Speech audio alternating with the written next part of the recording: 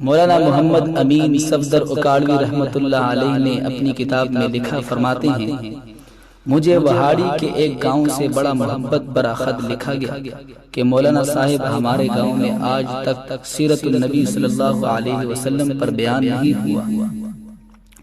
ہمارا بہت دل کرتا ہے آپ ہمیں وقت عنایت فرما دے، ہم تیاری کر لیں گے۔ میں نے محبت برے جذبات دے کر خط لکھ دیا کہ فلاں تاریخ کو میں حاضر ہو جاؤں گا۔ دبے گے وقت پر میں فقیر ٹرین پر سے اتر کر تانگا پر بیٹھ کر گاؤں پہنچ گیا تو آگے میزبانوں نے مجھے ہدیہ پیش کر کے کہا، مولانا صاحب آپ جا سکتے ہیں، ہم بیان نہیں کروانا چاہتے۔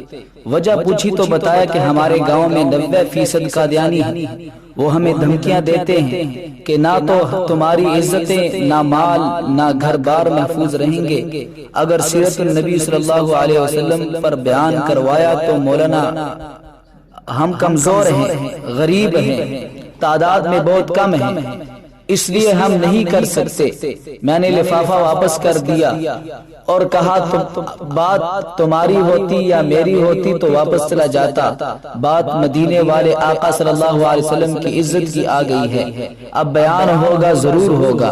وہ گھبرا گئے کہ حضرت آپ تو چلے جائیں گے، مسئلہ تو ہمارے لیے ہوگا۔ میں نے کہا اس گاؤں کے آس پاس کوئی ڈنڈے والا یعنی بااثر یا غنڈہ ہے؟ انہوں نے بتایا کہ گاؤں سے کچھ دور نورا ڈاکو رہتا ہے، پورا علاقہ اس سے ڈرتا ہے۔ میں نے کہا چلو مجھے لے چلو نورے کے پاس۔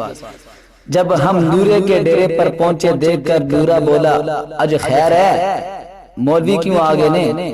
میں نے کہا کہ بات حضور صلی اللہ علیہ وسلم کی عزت کی آ گئی ہے، تم کچھ کرو گے؟ میری بات سن کر نورا بجلی کی طرح کھڑا ہوا اور بولا، میں ڈاکو ضرور ہاں پر بے غیرت نہیں ہاں۔ وہ ہمیں لے کر چل نکلا۔ مسجد میں 3 گھنٹے بیان کیا میں نے اور نورا ڈٹ کر کھڑا رہا۔ آخر میں نورے نے یہ کہا، اگر کسی نے مسلمانوں کی طرف آنکھ اٹھا کر بھی دیکھا تو نورے سے بچ نہیں سکے گا۔ میں واپس آ گیا۔ کچھ ماہ بعد میرے گھر پر ایک آدمی آیا، سر پر امامہ، چہرے پر داڑھی، زبان پر درود پاک کا ورد۔ میں نے پوچھا کون ہو؟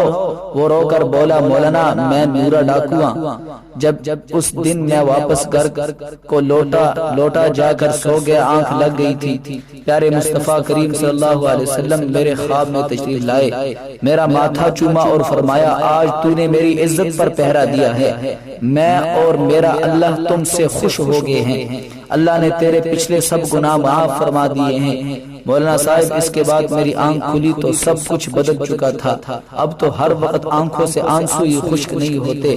مولانا صاحب میں آپ کا شکریہ ادا کرنے آیا ہوں، آپ کی وجہ سے تو میری زندگی ہی بدل گئی، میری آخرت سنور گئی ہے۔